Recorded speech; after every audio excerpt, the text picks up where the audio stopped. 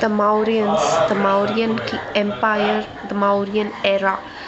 Then Mauryans ruling for 100 years nearly between 300 BC to 200 BC, the Mauryans dominated the entire Indian subcontinent.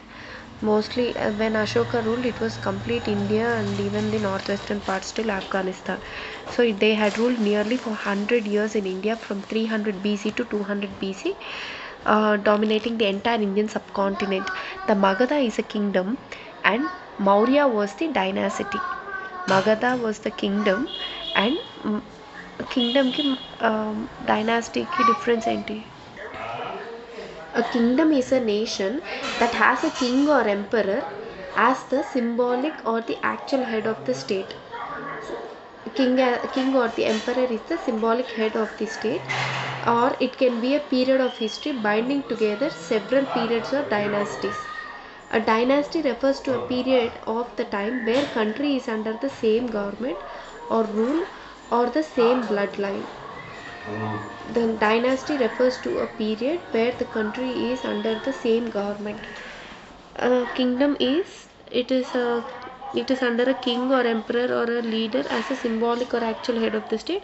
It can be binding together several kingdoms ni dynasties ni. So Magadha was binding together several dynasties, but Mauryan was a dynasty which ruled the entire Indian subcontinent.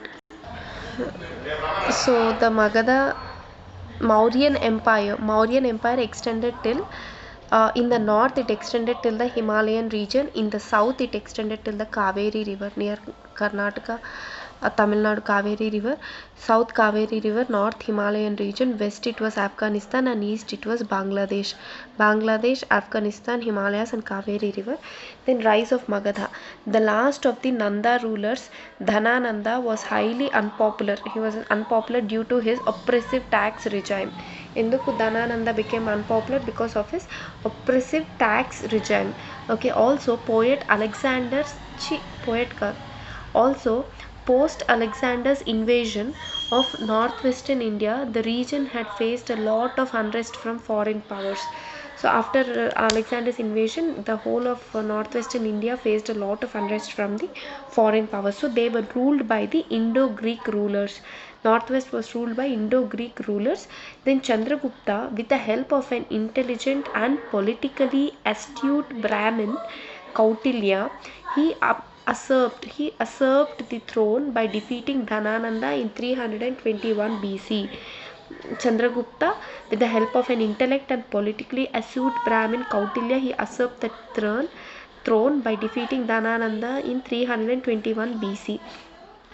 Then sources of Mauryan age. What are the sources? There are foreign sources and there are indigenous sources. So foreign sources and foreign accounts. So sources lo kuda first we see it is literary sources and another one is archaeological sources. First literary sources unnai, archaeological sources unnai. Literary sources lo it is foreign accounts and indigenous accounts. In foreign accounts, it is first one is in Indica by Megasthenes. Indica by Megasthenes. He was a Greek ambassador. Megasthenes was the court ambassador in the Chandragupta Maurya's court sent by Seleucus Nicator. Seleucus Nicator has given his daughter in marriage to Chandragupta Maurya. Then the controversial statements by Megasthenes was no famines in India. There were no famines in India and Cheppadayana. In his Indica, no usury system in India అంటే lending money system in India. తర్వాత divides Indian society into 7 castes. In Megasthenes has said that the Indian society is divided into 7 castes అని చెప్పారు. ఆ 7 castes ఎవరో కూడా next we will see who are those అని. So there was no slavery in India అని చెప్పారు. There were no famines, no slavery, no lending of money and the Indian system society was divided into 7 castes అని చెప్పాడు. These were the controversial statements by Megasthenes. And the second foreign accounts were by natural history by Pliny. that was in Latin language. It was in Latin language in the 1st century AD. Then it contains some references about Mauryans. This book contains some references about Mauryans, and it speaks about the Mauryan army's strength. There are some reference about Mauryans, and it mainly speaks about the Mauryan army's strength. So it says they contain 6 lakh infantry and 6 lakh infantry and so infantry means soldiers who fight on foot anartham. So they had 6 lakh foot soldiers, and then 30,000 cavalry. 30,000 cavalry. Cavalry ante the people who fought on horses in the past. Now the modern army that uses heavily protected vehicles are called as cavalry.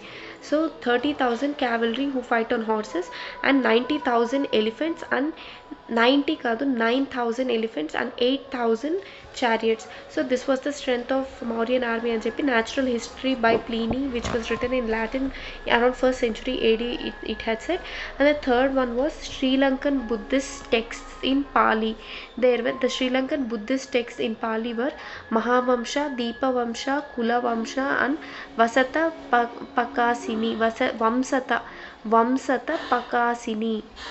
After Sri Lankan Buddhist texts, it was Tibetan Buddhist texts. The Tibetan Buddhist texts were known as Divya Vadana.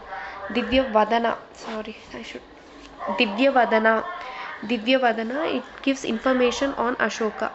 So it was Indica by Megasthenes, Natural History by Pliny, Sri Lankan Buddhist texts written in Pali, Mahavamsha, Deepavamsha, Kulavamsha and Vamsata Pakasini, and Tibetan Buddhist texts known as Divya Vadana, information on Ashoka. So these were the literary sources written and from foreign accounts. Now indigenous accounts which talk about the Mauryan Empire is Arthashastra written by Kautilya or Chanakya.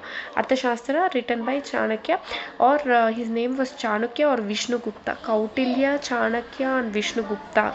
So he was believed to be the prime minister of Chandragupta, and this is book about the political economy, that is administration. This book is about political economy administration. Then the second book was Mudra Rakshasa. Mudra Rakshasa was written by Vishaka Datta. In 5th century AD during the Guptan period. In 5th century AD it was written during the Guptan period. It contains story about Chanakya and Chandragupta overthrowing the Nandas and establishing the Mauryan Empire. So Mudra Rakshasa contains the story about Chanakya and Chandragupta overthrowing the Nandas, Dhanananda, and establishing the Mauryan Empire. Mudra Rakshasa, written by Vishaka Datta in 5th century AD during the Gupta period. And the next one is Harsha Charita, written by Bana Bhatta. Harsha Charita was written in 7th century AD during Harshavardhana Kanauj, which talks about the end of the Mauryan Empire. It talks about the end of the Mauryan Empire. Then Brihadrata was the last ruler of Mauryans, was killed by Pushyamitra Shunga, who went on to establish the Shunga Empire.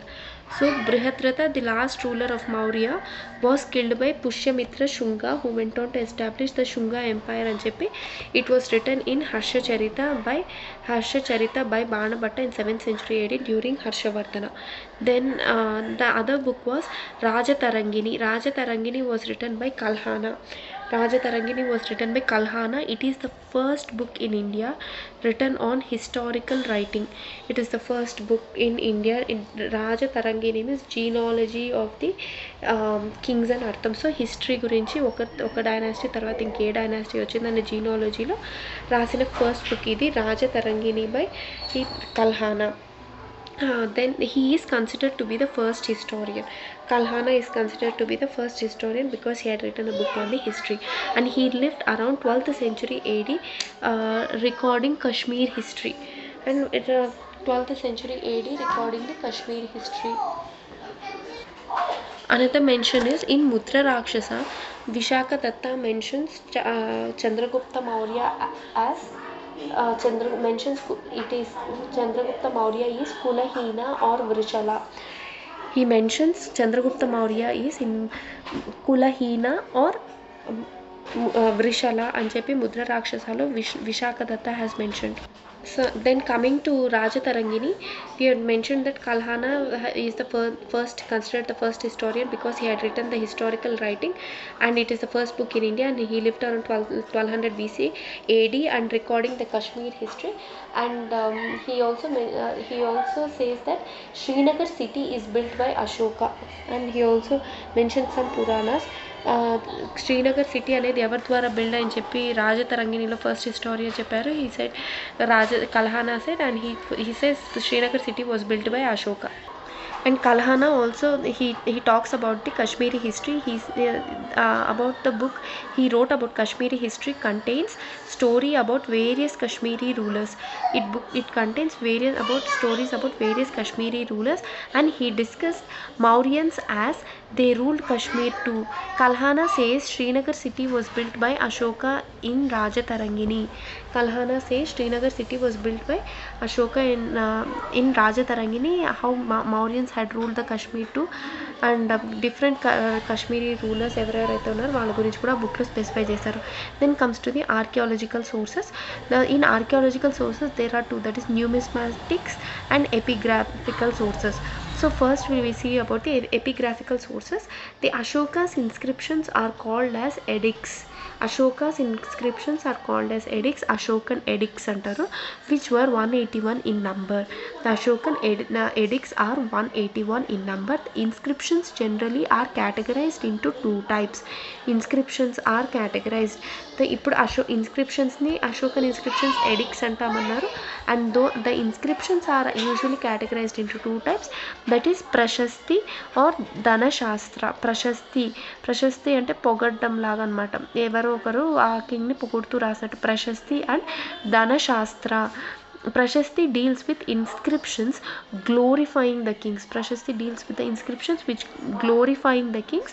And ధన శాసన అంటది.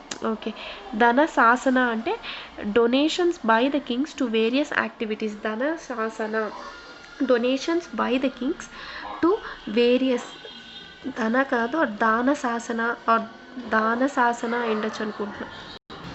ఒకటేమో ప్రశస్తి, ఇంకోటేమో దాన శాసన, because donation given by the kings to various activities. Inscriptions are generally two types.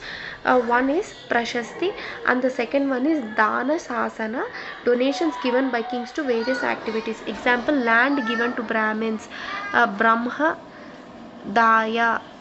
Land given to temples, Deva daya. Land given to Brahmins is Brahma daya. Land given to temples is Deva daya. Edicts are either prashastis, edicts, Ashokan edicts అనేవి అశోకన్ ఎడిక్సే కాదు, addicts are neither ప్రశస్తిస్ నార్ దాన శాసన, but was a governing royal order. Addicts were governing royal order asking people to follow. Edicts were governing royal order asking the people to follow. So these are issued by Ashoka at 47 places and they are 181 in number. Any places found by Ashokan edicts?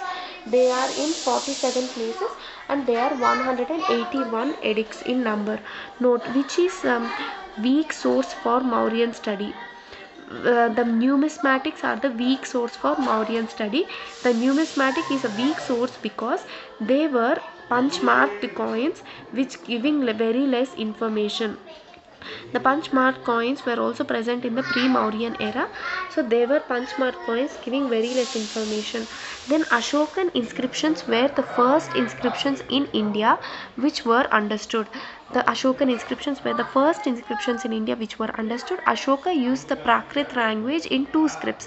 The Prakrit language was used in two scripts, that is Kharosthi script and the Brahmi script. Even now our Hindi language is written in Devanagari script.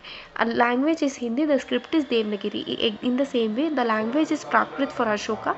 The script is written in two different scripts, that is Kharosthi script and the Brahmi script. Then the Kharosthi script inscriptions were found in two places in Pakistan in northwest. Kharosthi script inscriptions were found in 2 places in Pakistan, while the Brahmi script was found in 47 places. So it is more important. Brahmi script was found in 47 places, so it is more important. The remaining one is Gandhara, a bilingual inscription. An inscription in Gandhara. రెండు inscriptions ఏమో కరోస్తిలో పాకిస్తాన్లో ఉన్నాయి. The other 47 places had the inscriptions in Brahmi. The remaining one inscription in Gandhara, it had a bilingual, అంటే the inscription was written in 2 languages. The 2 languages, he used 2 languages. Those languages were Greek and Aramic. Greek and Aramic అనే 2 languages use చేసి గాంధారాలో there was one inscription, bilingual inscription. Then Ashoka totally used 3 languages and 4 scripts. So totally Ashoka was the first one, first king.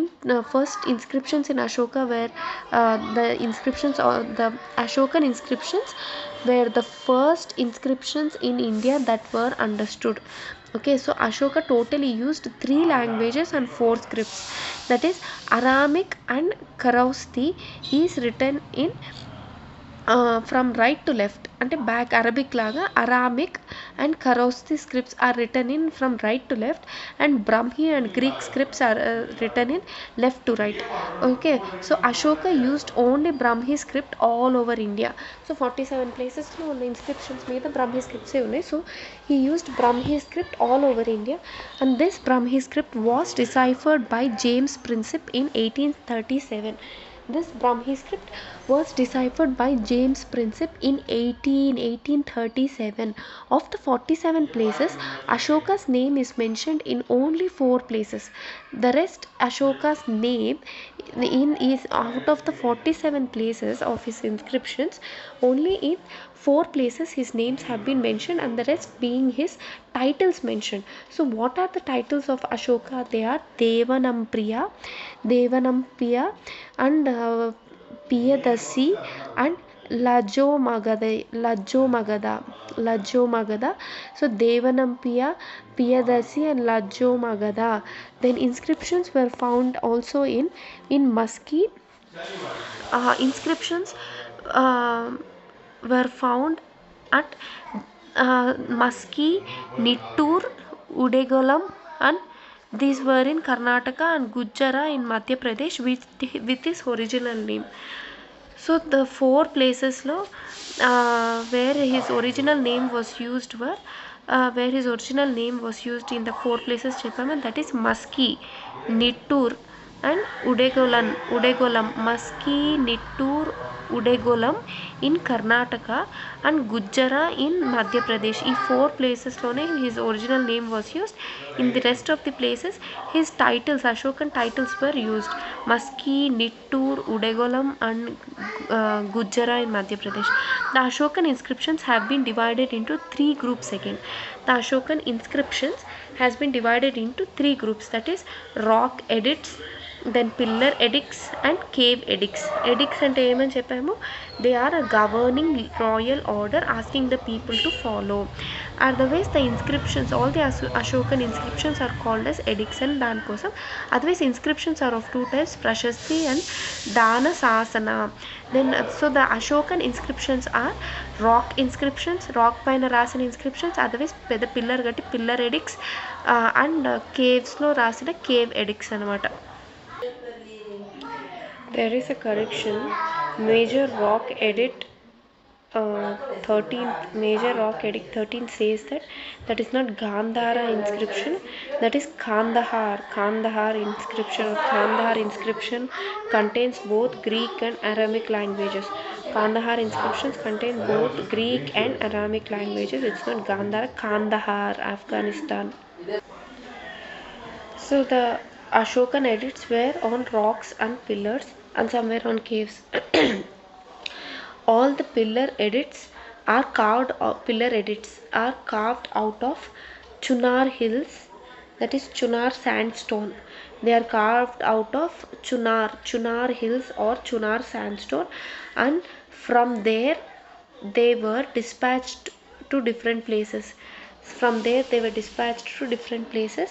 They were carved out at Chunar Hills. ఆ Chunar hills అనే ప్లేస్లో అన్ని ఆ pillar ఎడిట్స్ని first carve out చేసుకున్నారు ఆ Chunar sand stone పైన. Then అక్కడ నుంచి they had dispatched it to different places.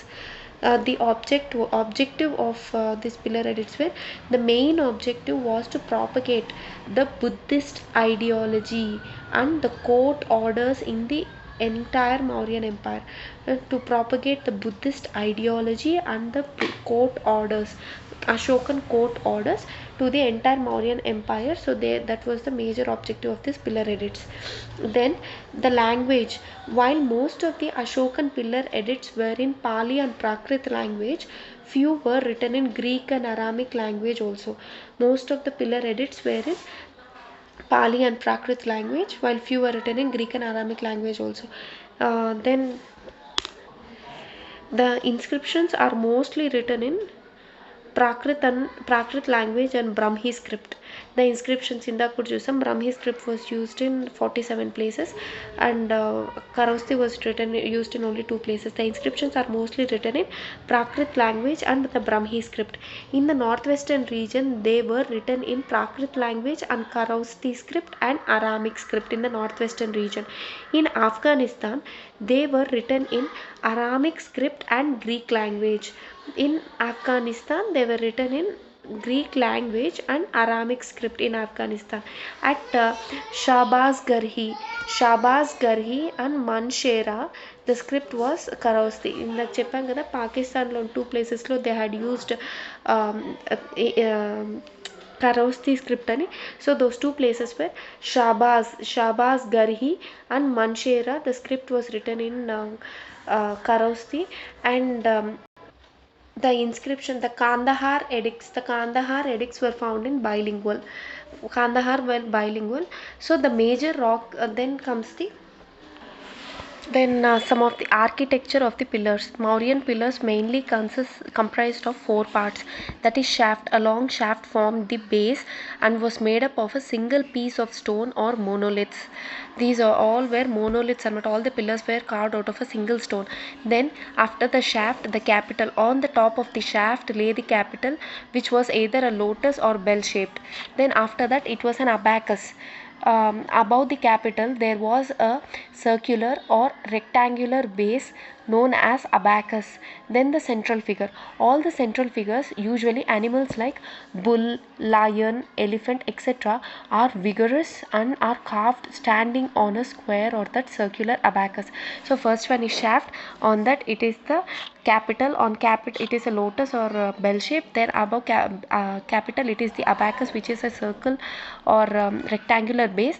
Above that is the capital figure, which are very ferocious and vigorous animals like the bull, lion and elephant, etc. So the difference between the Persian pillars and the Archemenian pillars and the Ashokan pillars. The capital figure, it was absent in the Mauryan pillars of the Kumhar hall, whereas pillars at the Persepolis have the elaborate capital figures. The shape and ornamentation. The shape of Mauryan lotus is different from that of the Persian pillars. The pillar surface. Most of the Persian pillars have the ridged surface, while the Mauryan pillars have a smooth surface. Then the architectural scheme. The Achaemenid pillars, the Persian Achaemenid pillars were generally part of some large architectural scheme and bit complex and complicated, while the Ashokan pillars were simple, independent and freestanding monuments. The shaft. Unlike the Mauryan shafts, which are built on monoliths, that is single piece of stone, the Persian or Achaemenian, Achaemenian, Achaemenian Persian shafts were built of separate segments of stones and they were aggregated above one another. So there are 7 pillar edicts. All the pillars are monoliths, means they are carved out of a single stone. So they have been found in different places like Kandahar in Afghanistan and Khyber Pakhtunkhwa,